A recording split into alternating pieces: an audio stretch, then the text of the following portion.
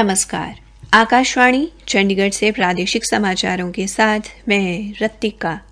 पहले इस बुलेटिन के मुख्य समाचार। प्रधानमंत्री नरेंद्र मोदी ने आजादी का अमृत महोत्सव में भारत की महान शख्सियतों को याद किए जाने बारे एक लेख साझा किया। केंद्रीय सड़क परिवहन एवं राजमार्ग मंत्री नितिन गडकरी ने कृषि आधारित ग्रामीण अर्थव्यवस्था की मजबूती पर बल दिया है। हरियाणा में 4 से 13 जून तक होने वाली खेलो इंडिया युवा खेलों के आयोजन के लिए 250 करोड़ रुपए खर्च करने का प्रावधान किया गया। मुख्यमंत्री मनोहर लाल ने शहरी स्थानीय निकायों व पंचायती राज संस्थानों को निधि का हस्तांतरण 7% के मानदंड के अनुरूप करने के निर्देश दिए और हरियाणा के विभिन्न जिलों में महाराणा प्रताप की जयंती मनाई गई। अब समाचार विस्तार से। प्रधानमंत्री नरेंद्र मोदी ने एक लेख साझा किया है कि कैसे भारत उन महान शख्सियतों को याद कर रहा है जिन्होंने राष्ट्र का निर्माण किया। श्री मोदी ने सांस्कृतिक विरासत के संरक्षण के लिए सरकार के कार्यों के बारे में माईगोव का ट्वीट थ्रेड भी साझा किया। प्रधानमंत्री ने नमो ऐप के विकास यात्रा खंड के अपने लेख में इस बात का उल्लेख किया कि भारत महान राष्ट्र निर्माताओं को कैसे याद कर रहा है। श्री मोदी ने कहा कि इस वर्ष राष्ट्र आजादी का अमृत महोत्सव मना रहा है, जो हमारे स्वतंत्रता सेनानियों को श्रद्धांजलि देने का अवसर है। उन्होंने कहा कि सभी देश की गौरवशाली संस्कृति पर गर्व महसूस करते हैं और उनकी सरकार को इसके संरक्षण के साथ साथ इसका जश्न मनाने के लिए कार्य करने का मौका मिला है। प्रधानमंत्री ने कहा कि भारत एक समृद्ध सांस्कृतिक विरासत वाला देश है और केंद्र सरकार संस्कृति के संरक्षण एवं इसे बढ़ावा देने के लिए प्रतिबद्ध है। श्री मोदी ने अपने लेख में जलियांवाला बाग स्मारक के पुनर्निर्मित परिसर एवं कबायली स्वतंत्रता सेनानी बिरसा मुंडा को सम्मानित करने का उल्लेख भी किया। केंद्रीय सड़क परिवहन एवं राजमार्ग मंत्री नितिन गडकरी ने कृषि आधारित ग्रामीण अर्थव्यवस्था की मजबूती पर बल देते हुए कहा कि आत्मनिर्भर भारत के लिए ये बेहद जरूरी है। इसके लिए विद्यार्थियों को इस दिशा में शोध व नवीनतम तकनीकों के साथ कार्य करना चाहिए। केंद्रीय मंत्री आज राजीव गांधी एजुकेशन सिटी राइस स्थित वर्ल्ड यूनिवर्सिटी ऑफ डिजाइन के प्रथम दीक्षांत समारोह में उपस्थित विद्यार्थियों को संबोधित कर रहे थे। उन्होंने कहा कि 12% लोग कृषि पर निर्भर करते हैं, जो 55% जनसंख्या का भरण पोषण करते हैं। इसलिए बेहद जरूरी है कि कृषि क्षेत्र को मजबूत किया जाए।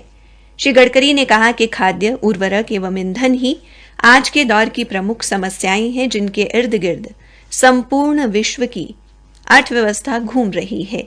इसलिए नए विचारों के साथ इस दिशा में देश को मजबूत करने का प्रयास किया जाना चाहिए। उन्होंने कहा कि 28,000 करोड़ रुपए की लागत से 40 नदियों को शुद्ध करने के प्रयास किए गए हैं।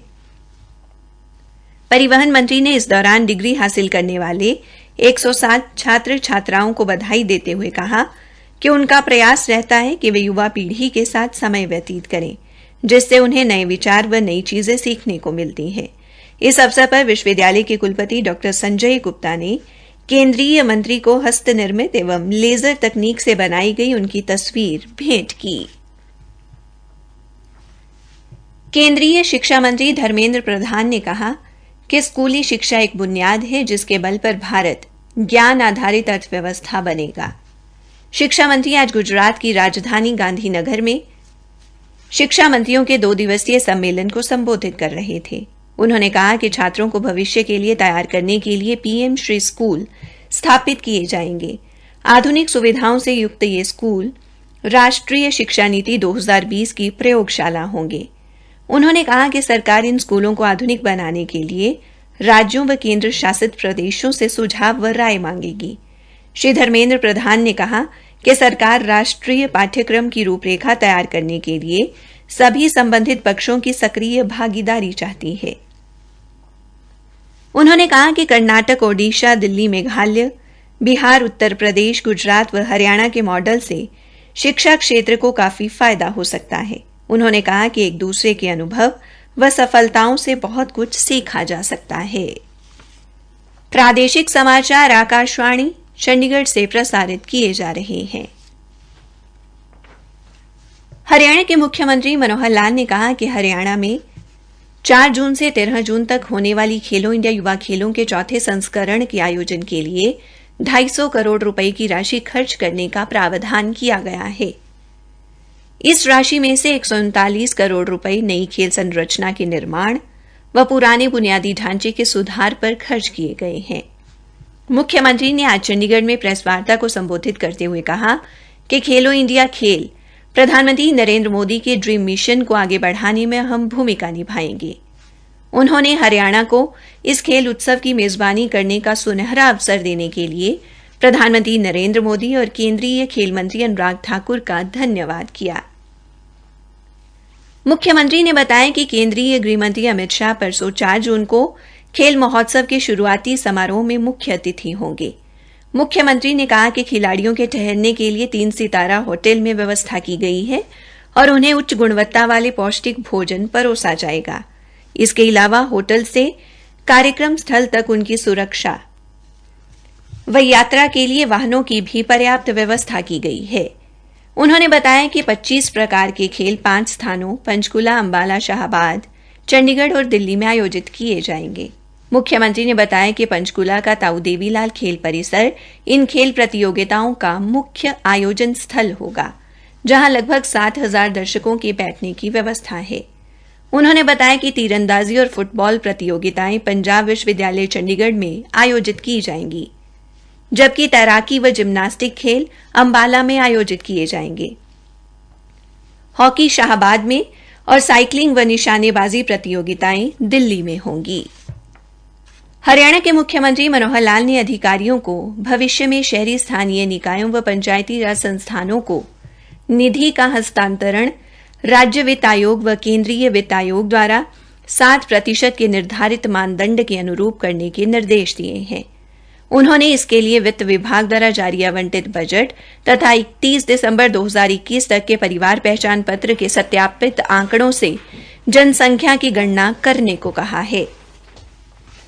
मुख्यमंत्री आज शहरी स्थानीय निकायों व पंचायती राज संस्थानों को आवंटित बजट व निधि के हस्तांतरण पर बुलाई गई समीक्षा बैठक की अध्यक्षता कर रहे थे। मुख्यमंत्री ने कहा कि दोनों संस्थाएं, चाहे वो शहरी स्थानीय निकाय हो या पंचायती राज संस्थान हो, इनको धीरे धीरे अपने वित्तीय संसाधन बढ़ाने होंगे।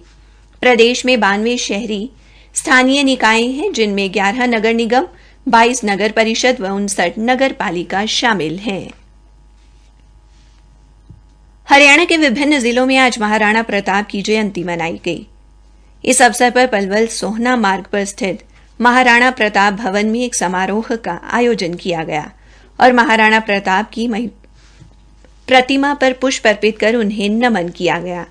कार्यक्रम के संयोजक अखिल भारतीय क्षेत्रीय महासभा की राष्ट्रीय महामंत्री हरेंद्र पाल राणा ने कहा कि महाराणा प्रताप ने मातृभूमि की रक्षा के लिए संघर्ष किया। वहीं पानीपत के एसडी कॉलेज में महाराणा प्रताप की जयंती के अवसर पर आजादी के अमृत महोत्सव के तहत एक नाटक का मंचन किया गया। इस नाटक की तैयारियों व मंचन में अतिरिक्त मुख्य सचिव पीके दास, उत्तर हरियाणा बिजली वितरण निगम के प्रबंध निदेशक डॉ साकेत कुमार और उपायुक्त सुशील सारवान की विशेष भूमिका रही। कैथर जिले के राजौंद में भी आज महाराणा प्रताप की जयंती हर्षोल्लास से मनाई गई। लोगों ने हवन कर महाराणा प्रताप को याद किया। इसके बाद महाराणा प्रताप चौक स्थित धर्मशाला में रक्तदान शिविर का आयोजन किया गया। शिविर के दौरान 65 यूनिट रक्त एकत्रित किया गया। अंत में मुख्य समाचार एक बार फिर। प्रधानमंत्री नरेंद्र मोदी ने आजादी का अमृत महोत्सव में भारत की महान शख्सियतों को याद किए जाने बारे एक लेख साझा किया। केंद्रीय सड़क परिवहन एवं राजमार्ग मंत्री नितिन गडकरी ने कृषि आधारित ग्रामीण अर्थव्यवस्था की मजबूती पर बल दिया है। हरियाणा में 4 से 13 जून तक होने वाली खेलो इंडिया युवा खेलों के आयोजन के लिए 250 करोड़ रुपए खर्च करने का प्रावधान किया गया और मुख्यमंत्री मनोहर लाल ने शहरी स्थानीय निकायों व पंचायती राज संस्थानों को निधि का हस्तांतरण 7% के मानदंड के अनुरूप करने के निर्देश दिए हैं। इसी के साथ प्रादेशिक समाचार समाप्त हुए।